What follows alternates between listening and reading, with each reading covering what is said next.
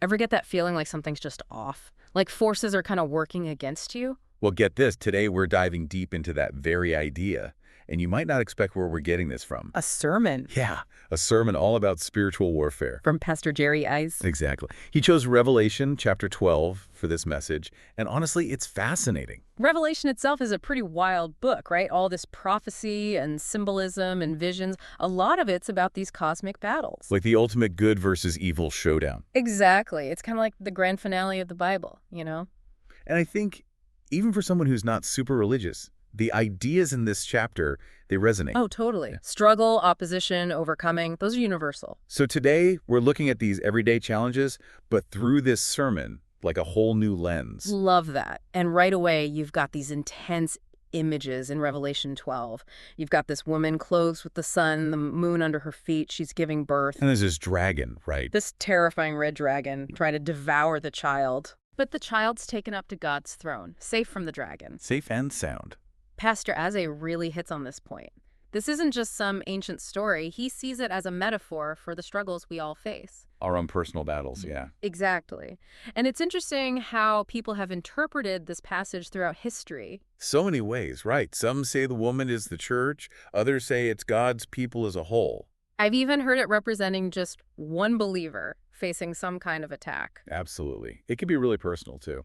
Something that stood out to me was how many names the enemy gets in this chapter. Oh, yeah. It's not just like the bad guy. It's specific. The old serpent, the devil, Satan, the great red dragon. It's like each name is a clue to how this force might work against us. That's really insightful. I like that. Maybe exploring those names could give us a better understanding of how this plays out in our own lives. When you think of old serpents, what comes to mind? I go right back to the Garden of Eden, you know? That feeling of being tempted, but subtly, like those whispers of doubt. Oh, yeah. The things that suddenly seem so appealing, even when you know they're probably not the best choice. Exactly, like your judgment's getting clouded. It's insidious. Yeah. And then you've got the devil, and that word itself, diabolos, means the accuser. Right, and that's spot on, isn't it? Finding your weaknesses, making you feel guilty, unworthy. Like you're just not good enough. We've all been there. What about Satan, though? That feels so much more direct, in your face. Totally. Satan is that outright enemy, opposing your progress, throwing up roadblocks every step of the way. And like hitting a wall constantly. Exactly. And then there's this image of the great red dragon that's almost apocalyptic, you It's know. definitely like something straight out of a movie. It represents those huge life crises, the attacks that feel like they're going to swallow you whole. Like when everything is just falling apart. It's intense. Speaking of intense, there's this image in Revelation 12. The dragon sweeping down a third of the stars from the sky with his tail.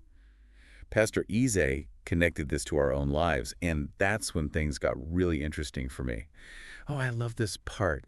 It makes you think, what does it mean for stars to be thrown down? What does that actually look like in our everyday lives? It's a great question. Well, if the stars represent people, maybe those stars are the people with so much potential, gifts, purpose, all of that. That makes sense. And being thrown down, maybe that's that feeling of being lost, discouraged. Like your talents are wasted. Like your light's been dimmed, yeah. I think a lot of people listening can relate to that. Have you ever felt that way? Oh, absolutely. Like you know you've got this light inside, but something keeps blocking it from shining through. But here's what's important. Those stars, they're not destroyed.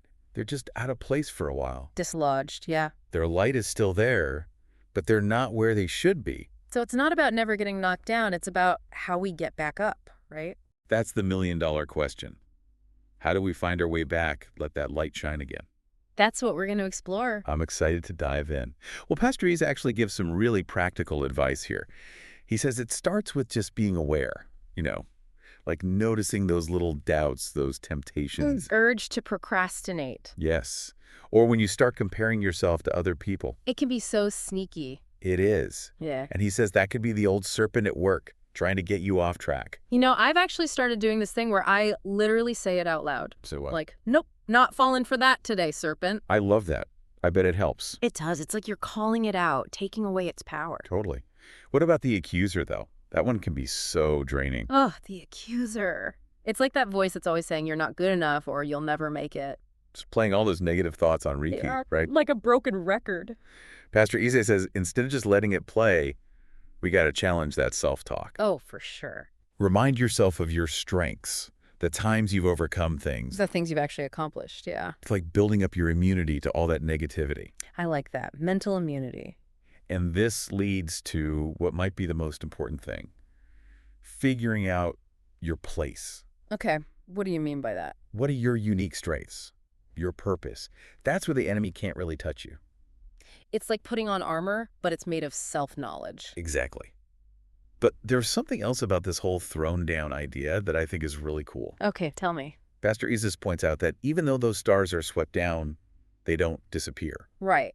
Earlier we were talking about how they represent people and their potential. So even if you're in that thrown down state, your potential, your gifts, they're still there. It's like your position's changed, but not who you are. Right? Exactly. So it's more like a realignment than having to rebuild from scratch. You just have to find your way back to where you're supposed to be. Exactly.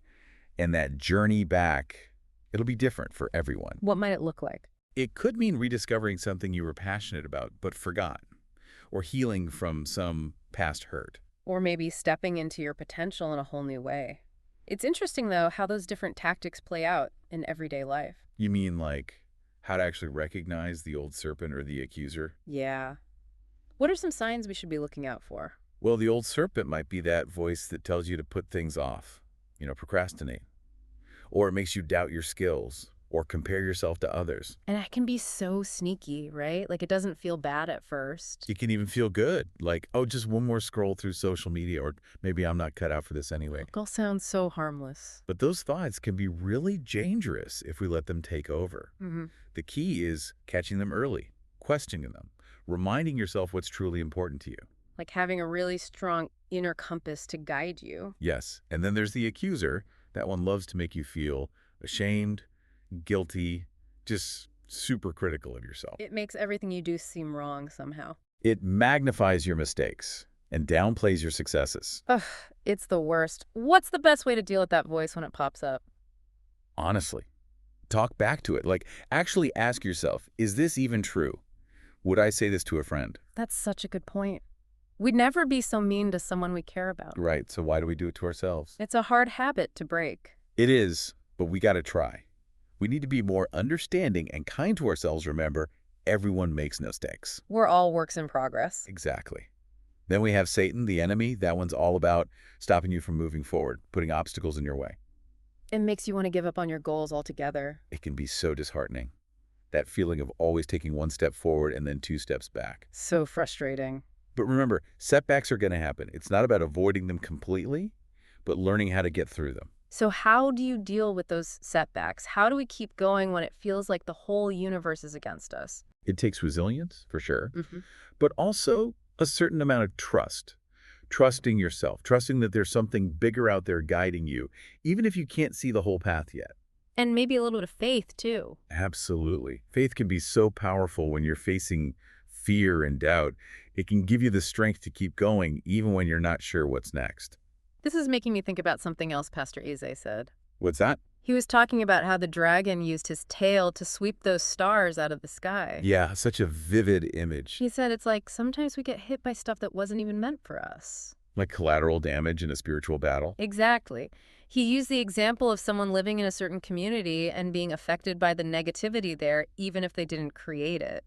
That makes a lot of sense. I've totally felt that before. Like you're picking up on the vibe of a place, good or bad, without even realizing it. It's like we're all connected somehow, influenced by the energy around us. So you really have to be careful about who you spend your time with. And where you spend your time, yeah.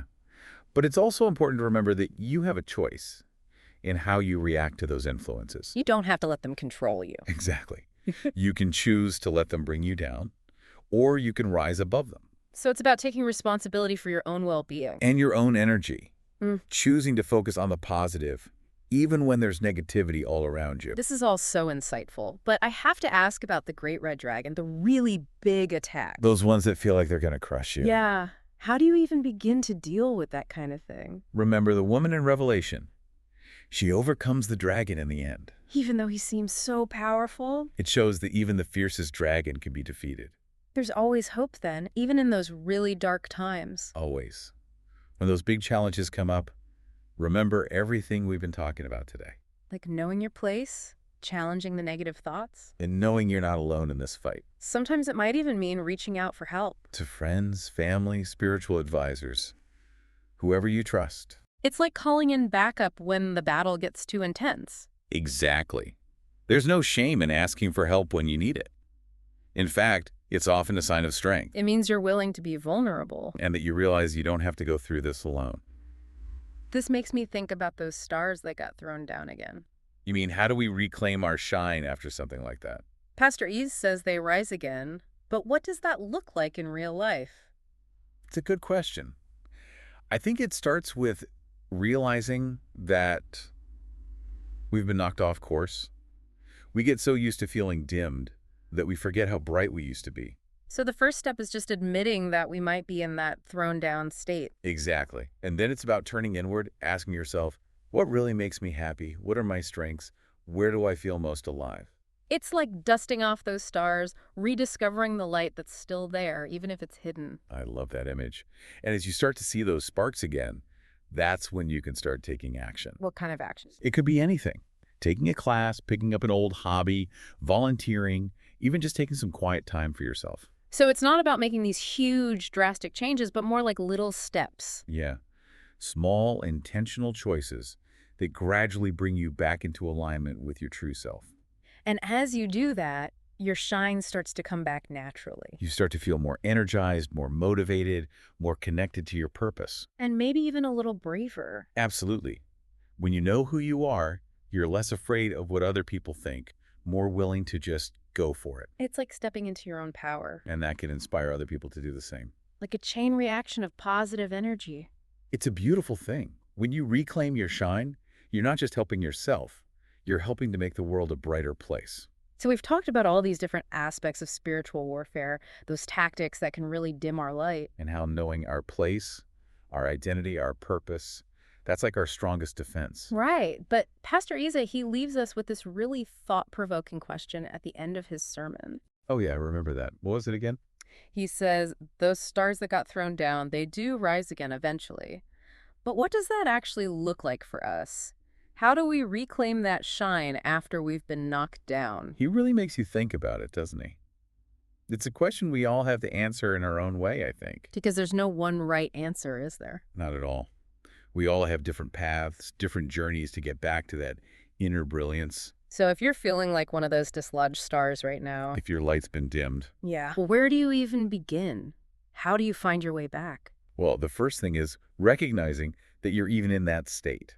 Because sometimes we get so used to feeling dimmed that we forget what it's like to truly shine. Becomes our new normal, almost. So awareness is key, right? Admitting to yourself, okay, I'm feeling a bit thrown down right now. Exactly. That's the starting point. And once you've got that awareness, you can start looking inward, asking yourself those deeper questions. Like what? Like, what truly brings me joy? What are those things that make me feel most alive? Those passions you might have forgotten about. Yes. And your strengths, your talents, those gifts that you might have buried under all the busyness of life. It's like going on an archaeological dig inside yourself. I love that. Dusting off all those hidden treasures, those pieces of yourself that got lost along the way. And as you start rediscovering those pieces, that's when you can start taking action, right? Absolutely. And that action doesn't have to be anything huge or dramatic. It can be small, gradual steps. Exactly. Maybe take a class or pick up a hobby you used to love or volunteer for a cause that speaks to you. Or maybe you just carve out some quiet time for reflection, for self-care. Those little things can make a big difference over time. They help you shift back into alignment with your true self. And as you get closer to that alignment, your light, your shine, it starts coming back naturally. You feel more energized, more connected to your purpose, more you, I guess. And that can have a ripple effect too, right? Like when you let your own light shine, you give other people permission to do the same. It's true. It's like a chain reaction of positive energy spreading outward and making the whole world a little brighter. And maybe, just maybe, you even help some of those other dislodged stars find their way back into the sky. That's a beautiful thought. It reminds me of something Nelson Mandela said. It is in your hands to make a better world for all who live in it. Wow, that's powerful. And I think shining our light, that's one way we can make the world a better place. So to everyone listening out there, remember this. You are a star. No matter what challenges you faced, no matter how dimmed you might be feeling, you have a light within you that can never be extinguished. The world needs that light. Don't be afraid to let it shine. And if you're feeling lost, if you're not sure where to begin, start by asking yourself those questions. What brings me joy? What are my passions? What makes me feel truly alive? The answers are already inside you, just waiting to be discovered. This has been such a fascinating deep dive. We started by exploring the idea of spiritual warfare and those different tactics that can be used against us. But we also learned about the power of knowing our place, standing firm in our identity and purpose, and letting that inner strength guide us. And most importantly, we learned that no matter what, there's always hope. Because we all have the power to rise again, to reclaim our shine, and to light up the world with our unique brilliance. Thanks for joining us for this journey, and remember, keep shining.